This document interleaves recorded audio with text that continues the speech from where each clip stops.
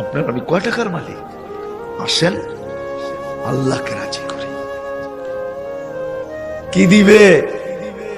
কি দিবে? কাকে কি দিবে? মা বোন যদি আল্লাহকে রাজি করলো, ও মা বোন এর চেয়ে বড় কিছু জিনিস হইতে পারে না যে জান্নাতের 8 দরজা তোমাকে ডাকবে, কোনটার ভিতর দিয়ে আমার ভিতরে ঢুকবে বলো? 8 দরজা দিয়া ডাকবে, যেখানে মন চাহি মিলবে। 500 বৎসর আগে জান্নাতে যাবে মা বোনরা পুরুষের। কেননা মা বোনদের 2টা জন্মগত শখ আছে, একটা নিজেকে সাজাইতে ভালোবাসে, ঘরকে সাজাইতে ভালোবাসে।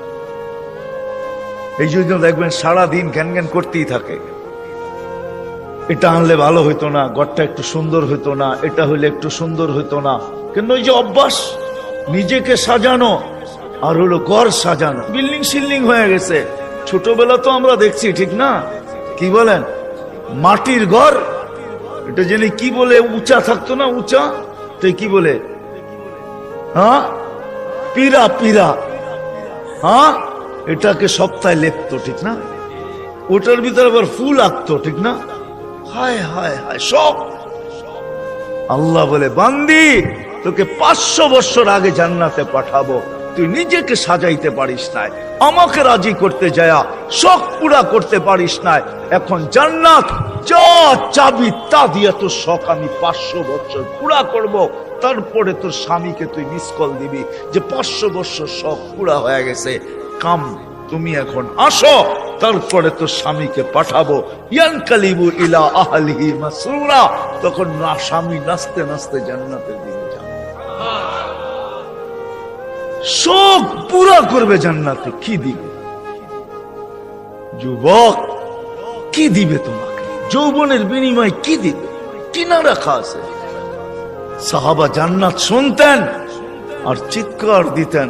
হাদিসে আছে আল্লাহর রসুলের জীবদ্দশায় তো কতজন চিৎকার দিয়ে মারা গেছে, যুবক মারা গেছে। আল্লাহ রসুল হাসছে আর বলছে জান্নাতের শখ ওকে নিয়ে গেছে।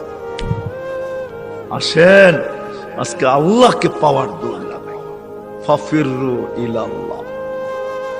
আল্লাহকে পাওয়ার দৌড় লাগাই। দৌড়ে এত দেখলাম দুনিয়ায়, প্রমাণ আর আল্লাহ কিভাবে চোখে দিবে বলেন? কিভাবে দিবে? সারা জীবন শেষ করে সন্তানকে শিক্ষিত বানাইছে, এডুকেটেড বানাইছে, বড় বড় অফিসার বানাইছে, বিনিময়ে কি মিলছে?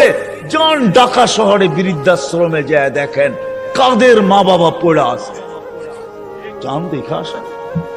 আমি তো পড়ায় সময় যাই, আপনারা যায় দেখা আসেন।